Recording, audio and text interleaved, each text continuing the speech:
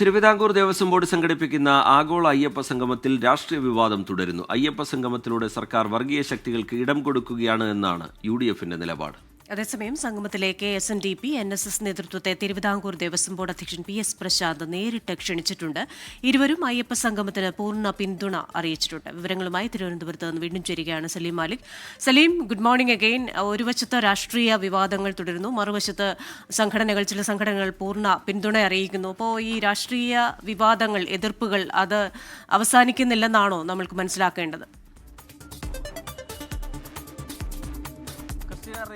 ഈ ആഗോള അയ്യപ്പ സംഗമം നടക്കുന്നത് വരെയും അത് കഴിഞ്ഞ് കുറച്ച് ദിവസവും അതുമായി ബന്ധപ്പെട്ട വിവാദങ്ങൾ രാഷ്ട്രീയപരമായി തുടരും എന്നുള്ളത് തന്നെയാണ് നമ്മൾ മനസ്സിലാക്കുന്നത്. അതിന് കാരണം അതുമായി ബന്ധപ്പെട്ടുള്ള വ്യത്യസ്ത അഭിപ്രായങ്ങൾ തന്നെയാണ്. ഈ സർക്കാരും അതുമായി ബന്ധപ്പെട്ട മുഴുവൻ സംഘടനകളും ഈ ആഗോള അയ്യപ്പ സംഗമത്തിന് പൂർണ്ണ പിന്തുണ അറിയിച്ചു കഴിഞ്ഞു. ഒപ്പം പ്രതിപക്ഷവും UDFും BJPയും ഒക്കെ അതിനെ രാഷ്ട്രീയമായി തന്നെ നേരിടുകയും എതിർക്കുകയുമാണ് ചെയ്യുന്നത്. ഈ ആഗോള അയ്യപ്പ സംഗമത്തെ UDF ബഹിഷ്കരിക്കുന്നില്ല എങ്കിൽ പോലും അതിൽ പങ്കെടുക്കുന്നില്ല എന്നൊരു തന്ത്രപരമായ സമീപനമായിരുന്നു നേരത്തെ തന്നെ സ്വീകരിച്ചിരുന്നത്. അതിന് പിന്നാലെ തന്നെ ഓരോ നേതാക്കളും നടത്തുന്ന പ്രസ്താവനയിലും അത് പ്രകടമാണ്.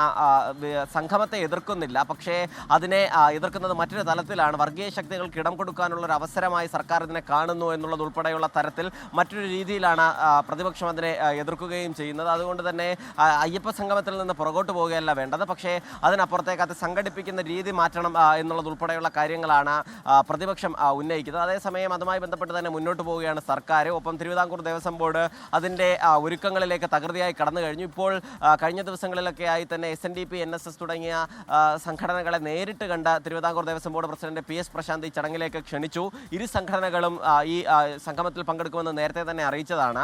വെള്ളാപ്പള്ളി നടേശൻ SNDP യോഗം പ്രസിഡന്റ് വെള്ളാപ്പള്ളി നടേശൻ വലിയ പിന്തുണ അതുമായി ബന്ധപ്പെട്ട് അറിയിക്കുന്നു എന്നുള്ളത് മാത്രമല്ല, അതിനെ എതിർക്കുന്നവരെ വലിയ രീതിയിൽ വിമർശിക്കുകയും ചെയ്യുന്ന സാഹചര്യം ഉണ്ടായിരുന്നു. ഇന്നലെയും അത് ആവർത്തിക്കുകയാണ് ചെയ്തത്.